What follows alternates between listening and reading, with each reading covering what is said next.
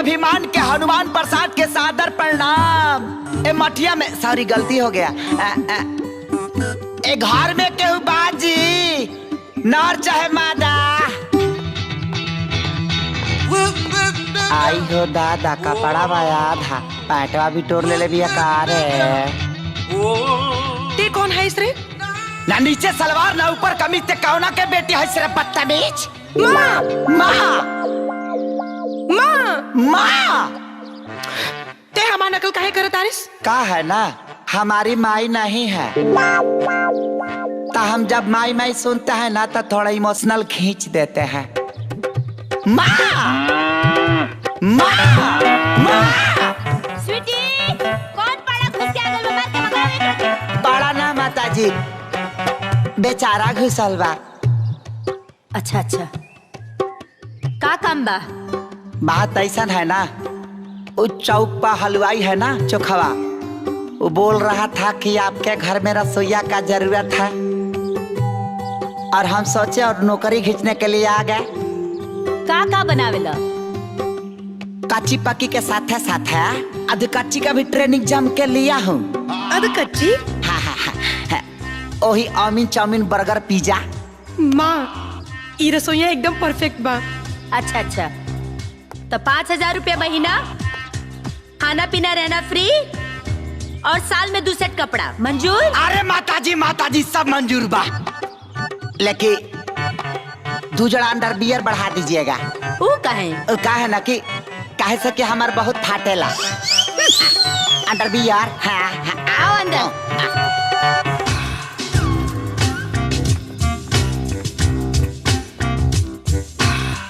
अरे बाप रे बाप ई घर हकी जम फाड़ रे। तारा माँ घर में खोनती उनती बा? वो कहे के? सोचा था नहीं ना कि यही बीचे में खोन खान के चूल्हा चौकी यही जी डाल दी। चुप। खाना बनाए खातिर किचन बा। चिकन बा। मालिनी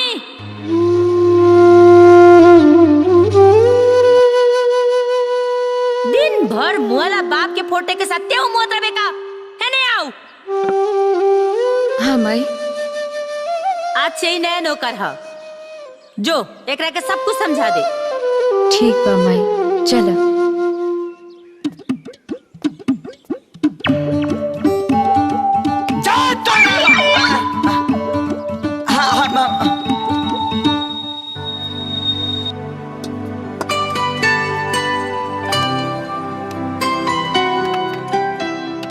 अरे साला इतना छोटा किचन एले निमल तो हौले रहल हा लेकिन तारा में से कहनी तो बतिये न मल्ली है। खैर कौनो बात ना। ए सुना ओबामा के जाने लू? उका हमार मौसी के बेटा हवन जे हम जानी। तो जान लो वो पाकिस्तान के प्रधानमंत्री हवन। हाँ साला इंडिया में 1500 करोड़ के केहू अपन घर न बनावेला आऊ 1500 करोड़ में अपन किचन बनले बा। हाँ और सुना वही किचनवा में लैट्रिनो बनल बा। खात रही जात रही खात रही जात रही। सुना। हाँ सुनावा। तू अपन काम पे ध्यान दे। हाँ ढेर मत ढीला। तो एगो काम करा ला है अलुआ छीला। ए कहाँ जाता रे? कॉलेज जाता नहीं। कहाँ कॉलेज जाता नहीं? जब देखा पान दुकान वाला क्या खड़ा रहला है? अरे पढ़ाई लिखाई छोड़ और हमरा संगे खेत में काम कर। बहुत काम बा खेत में। हाँ वो खेत में काम। तू तो बहुत बड़ा लाट साहब बनबे ना रे। हर साल फेल होला। चल चुपचाप खेत में। बाबूजी अब की पास होके दिखाई तू देख लिया। एगो बात बतावा कि तू रोज का हमारे के कहले खेत में काम करे के हो? हाँ एगो हमार बात गांठ मान लो हम कहियो जीवन में खेत में काम ना करब। ते तो बहुत बड़ा करेक्टर बनबे ना रे। तेज लड़का हफ्ते में चिना जाला। आज बहुत बढ़िया हक कैल बनी। अरे ए राम के भाई हाँ? ई जरा किसनवा के जेब वेब चेक कइल करा। ई गुटका सुटका तो नहीं के खात? हर समय पान दुकान पर खड़ा रहला। अच्छा ठीक बा। जगर हुआ हाँ? हाउ सामने वाला दुकानिया देखा था रे? हाँ देखा था नहीं जा। हाउ ऊपर का माला देखा था रे? हाँ देखा था नहीं जा। हाउ दरवाजा देखा था रे? हाँ हाँ देखा था नहीं जा। दरवाजा तो बंद बा। अरे अरे तो हम 3 तक गिनती गिनब और दरवाजा खुली पट से। का बात कर हाँ, देखा तमाशा? 1 2 रुका 3।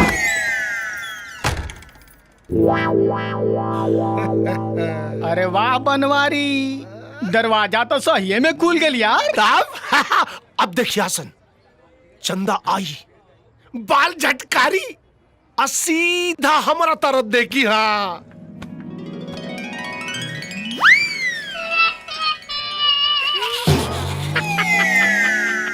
तोरा के तो देखबे ना कई। अरे पागल बड़ा कासन, ऐसे कैसे देखी? अब तो हनी खड़ा रहा तब लजा गई लोई ना। अरे वाह रे बनवारी, हाँ तोरा चंदा के कौनो चक्कर तो नहीं खे। अब इनमें कौनो पूछे वाला बात बा का है? अरे वाह गुरु हैं, पूरा गांव जवार के लइकन जेकरा पीछे बाड़ा सहन है उ तोरा पीछे लागल बिया का। अरे तो बनवारी चीज ऐसा बाढ़ रे। और आ गई ससुरा सनी के 7.5।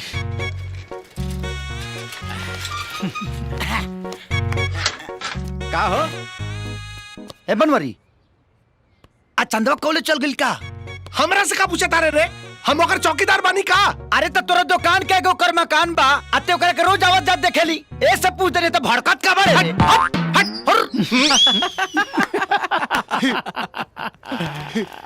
ए झगरू, ए बुधौन, एगो बात बताई। बोला। चंदवा कॉलेज नहीं खे गइल। तोरा कैसे मालूम बा? हौ देख, ओकर सहेली हो जाओ तारी सा, तो अकेले कॉलेज थोड़ी जाई। प्रभु अबे हमें कौन बर्बाद बबे?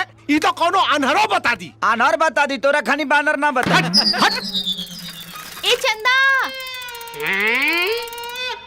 अच्छा तू लोग चंदा तोर सहेली आ गए सन रे। आवतानी बाबूजी।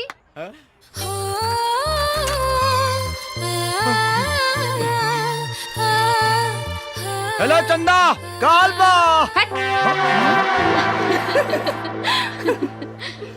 बनवारी, हम आओ तनी।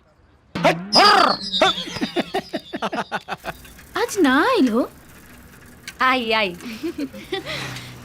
वो रोज आवेला ना, वो आज आई। का चंदा, कॉलेज आता रुका ना, चिपरी थापे जाता नहीं। तोरा कॉलेज के स्टैंडर्ड इतना खराब हो गइल बा कि तोरा के चिपरी पाथे के ट्रेनिंग दिया था। दूर करे ना। बड़ा बेशरम बा, रोज छेड़ेला। रोज का वो तो हमरा के बचपन से छेड़ेला। तब तू के मना काहे न करेलू हो? अरे ना हो, हमरो भी मजा आवेला। काहे कि वो रोज हमके नया तरीका से छेड़ेला। ऐसे छेड़े वाला हम आज तक ना देखनी। तो वो तोहरा पसंद बा का? बात वो कहाँ अपन गांव के सड़ियल कॉलेज में पढ़े वाला, और हम शहर के हाई क्लास कॉलेज में पढ़े वाली। हमार मनपसंद लड़का तक कार में आई, सूट बूट पहनी, अंग्रेजी में बात करी, डाइनिंग टेबल पे खाना खाई। अरे माई फेर चूमे चलली प्रमोद बछिना रवना, उकर आल डोलेला, उकर गाल डोलेला, उनकर जो बंध के झूले लेखे सारी बाबुआना।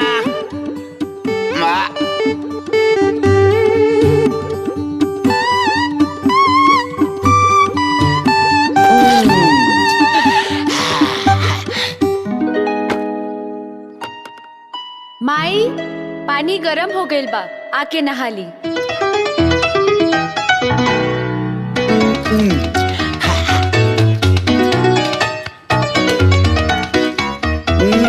धुआ, हाँ।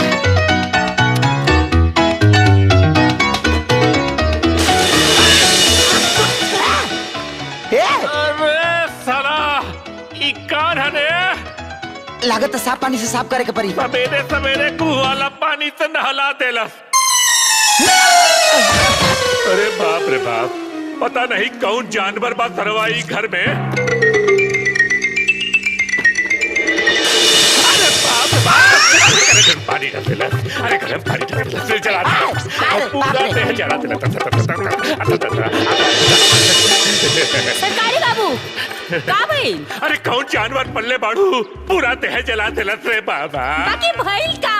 अरे पहले गुहू वाला पानी डाल देला और फिर साफ पानी के नाम पर खौफता पानी डाल देला रे बा। तेरी पिटिया पोछा पोछा पोछा। हनुमान! अरे बाप रे बाप। सीतारामा अरे बाबा पानी अभी कौन आसाम पानी? का खाती अरे पानी। बाप रे बाप। तू वाला पानी, रोका तू वाला पानी, तू पानी।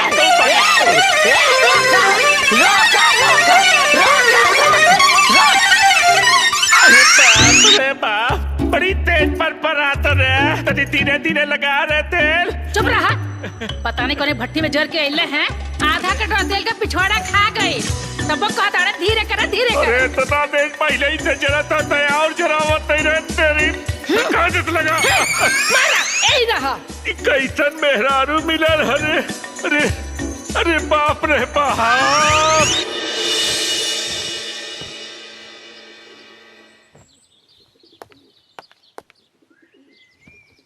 मालिनी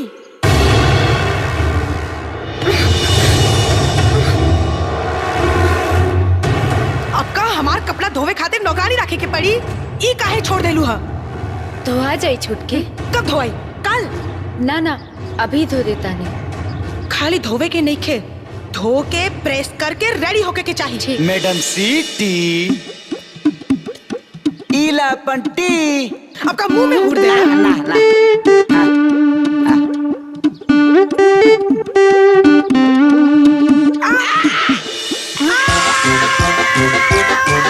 ना का भइल छुटके? तू चाय में कुछ मिलौले रहला ना? ना ना ना कुछ मिलावले ना रानी है। उजे मुंह से मरचा ले खाली उगला तलिया ना, तो चीनी के बदला में एगो भड़ुआ मरचा डाल देनी है। तू ठीक ना कैला ह। और जो तोहरा संगे कैली है खाऊ ठीक रहा।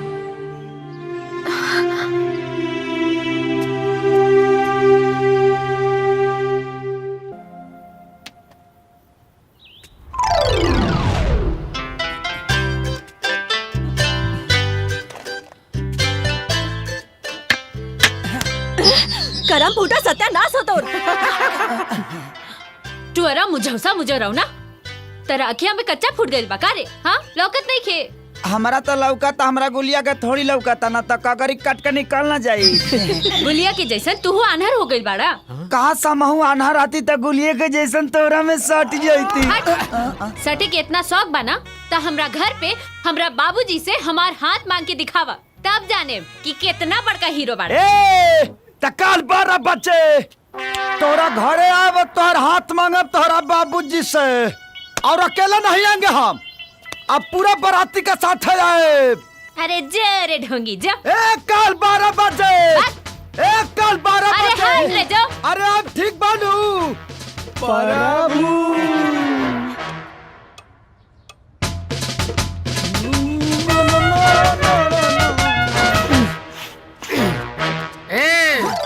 काहे आल बड़े रे? मांगे आयल बनी। का मांगे आल बड़े? पहले ही बताओ जो मांगे तो दे देबो। अरे पहले तू ये बताओ कि का मांगे आल बड़े रे? अगर बता देब ना तो तोरा बुखार लग जाई, तर फड़ा के हिच गिर जाइबो। बताए के बात बता ना, था भाग यहाँ से। मांगी देबो सही में। अरे पहले ही बता ना का मांगे आल बड़े रे? हम तो चंदा मांगे आयल बनी। चलो मांगे हट। अरे तो इतना हिम्मत ते हमरा से हमार बेटी के मांगे आल बड़े? अरे ना मर दे, हम तो दुर्गा पूजा के चंदा मांगे आयल बनी। दुर्गा पूजा की चंदा मांगे आल? अभी दुर्गा पूजा का बार है? तो दे दे, हमनी के मना लेब संग। अरे तू भाग जा, हम कोनो चंदा ना दे। हम तो चंदा लेके रहब, हम लेके रहब, हम लेके रहब, हम लेके रहब, हम लेके रहब। भाग गइल। तय का देखता रहे, चल भीतरी।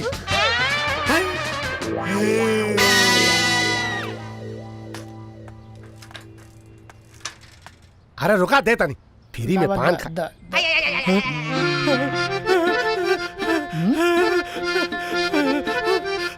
प्रभु प्रभु।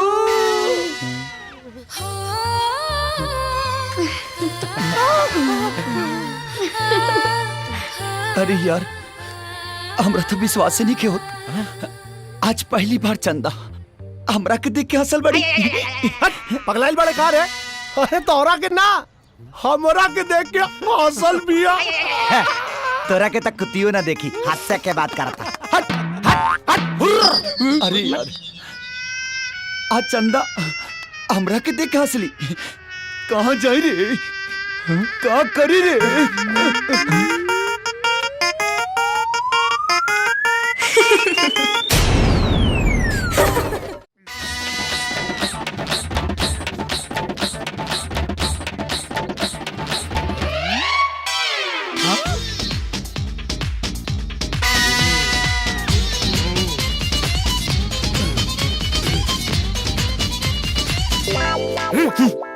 का रे जोखना, घर में सब ठीक बानू?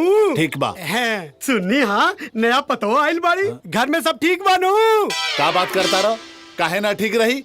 अरे हमार पतो तो लाखों में एक भी है, लाखों में। अरे ना ना, हमारा गांव में एक आदमी करोड़ों में पतो ले आइल बाड़े। मर्सिडीज में सर दे आइल और स्कूटर में फर दे चल गइल। का रे ये केकरा के सुनाता रे? अरे सुनाबे के का बारे झंटा, समझदार खातिर इशारा काफी होला। का रे जोगना, हम ठीक कहता नहीं ना? अरे चुप रहो बोकरा। अब देख लड़कन के कमाई खातिर बाहर जाके पड़ी कि ना? अब एकर मतलब ही तो ना होला कि लड़का अपना माई बाप के भुला जाइए सन। अब घटिया आदमी के घटिया सोच। का रे जोखना? अरे ज्यादा भोई भोई करे आइल बड़ा तो भोई भोई करा। अरे हमार माथा काहे खराब कइले बड़ा? अरे हम तोरा के बात मत देख ले रे। अरे तू हमारा का देख रे? हम इधर जाना तारू दुल्हीन, ये उम्र में नो हड्डियों कमजोर हो जाला। 24 घंटा पिराते रहेला, का कर? जी दादी जी, अब हम आ गए बानी ना, धीरे धीरे राउर सब दर्द भाग जाए।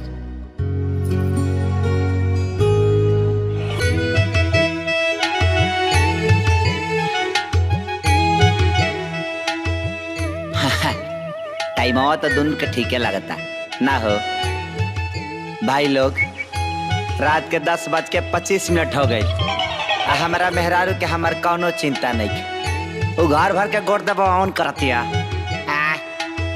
का भाई साड़ू भाई तार मेहरारू तो टाइम साजत हुई हजा तारा जइए ना तहारा पक्का बीती हमारा पक्का बीता तो हम ही बुझाता नहीं। चला तनी अभी का क्या आदमी बनाओ तनी।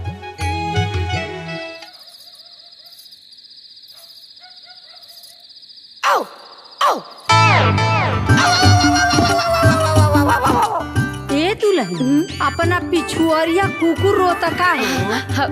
जी दादी, कल से ओकर तबीयत खराब बना।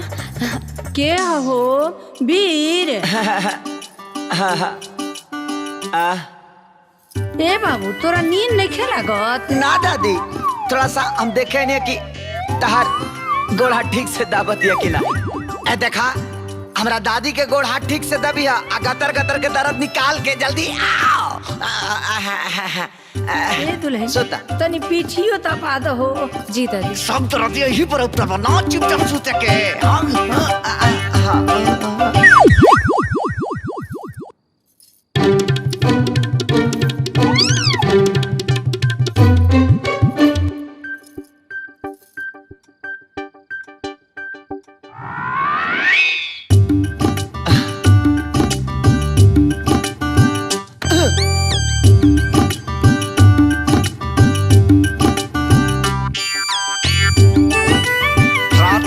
बज गई, हमार 12 बजाता।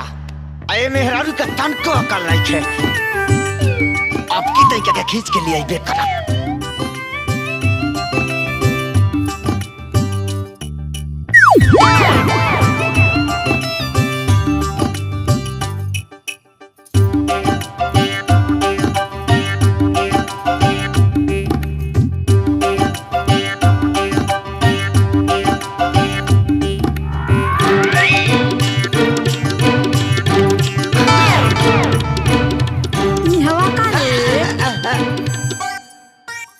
दादी की हमारा घर में बड़ा मच्छर करता लासा। मच्छर वाला अगरबत्ती खो जा रही है। हमरा गोड़ावा का लगे मच्छर वाला अगरबत्ती धइल बा। महाराज हो गए देवा मुझे सुपना भागे से तोर घर का दादी ए हमरा दादी के गोड़ दबा के आओ सुजो दादी साहब सुजो दादी हाँ। दबा के आओ आओ सुत जा बूढ़ बूढ़ सुतर मुँह आदर सुतर तो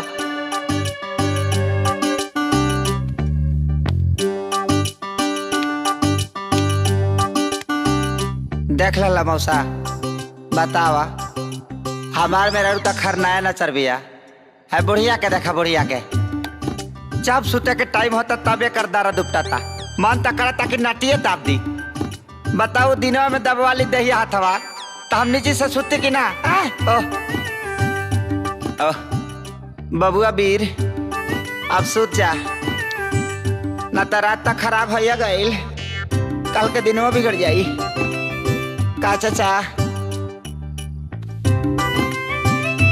गुड दुखहरिया रात सुना दुल्हन बहुत रात हो गइल बा अब तू छोड़ा गोड़ मत दबावा अब तू जा अब तू ना जेबू नु तो पूरे रात भर जगले रह जाई तू जा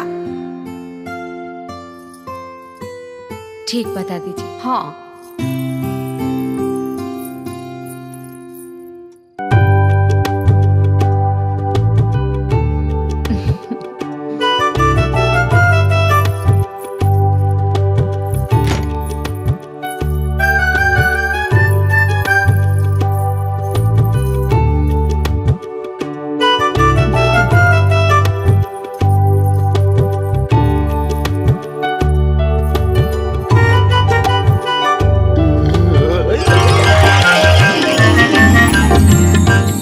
तोहरा का चाहिए हमरा के चूड़ी दे दा तू पहनबा तब के पहरी हम ना पहरबता तोहार साइज का बा ना पले तो नहीं खिले कि 9 इंच होई हमरा लगे 9 इंच की चूड़ी नहीं खे त कौना इंच के बा 2.6 के 2.8 के मिली तो 2.8 के दे दो जौन सबसे बढ़न बा 2-4-5 गो कलर लेके आवो ठीक बा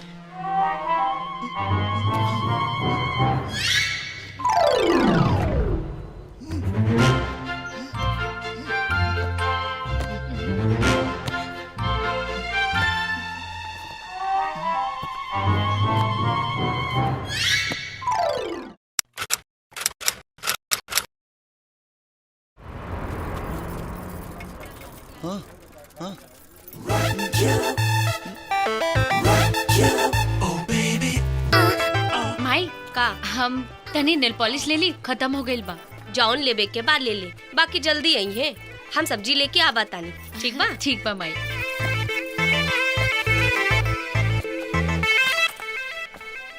का चाहिए तोहरा के एगो नेल पॉलिश दे दा लाल रंग के हाँ दे तानी तोहरा का चाहिए हमरा के चूड़ी दे दा तू पहनबा तब के पहरी हम ना पहरबता तोहार साइज का बा ना पले तो नहीं खिले कि 9 इंच होई हमरा लगे 9 इंच की चूड़ी नहीं खे त कौना इंच के बा 2.6 के 2.8 के मिली तो 2.8 के दे दो जौन सबसे बढ़न बा 2-4-5 गो कलर लेके आवो ठीक बा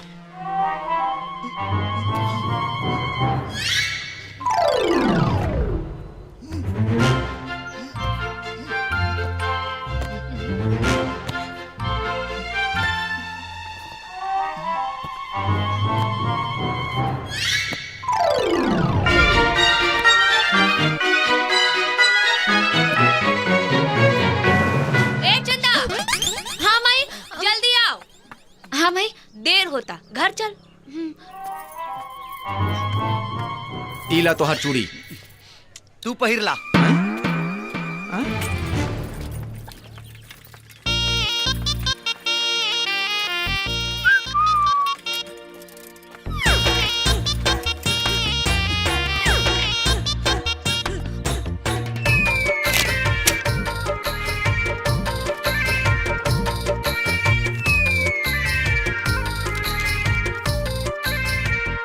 मेरी प्यारी चंदा रानी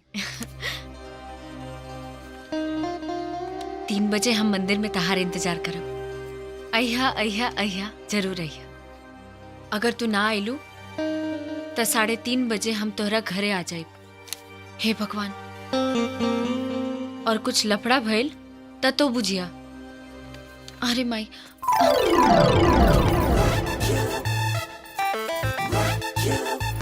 माई का हम तनी मंदिर होके आ जाई। काहे? ऊ कहा ना हमार परीक्षा शुरू होके वाला बा, यही से। ना, तू अकेले मत जा, कल हमरा साथे चलिए।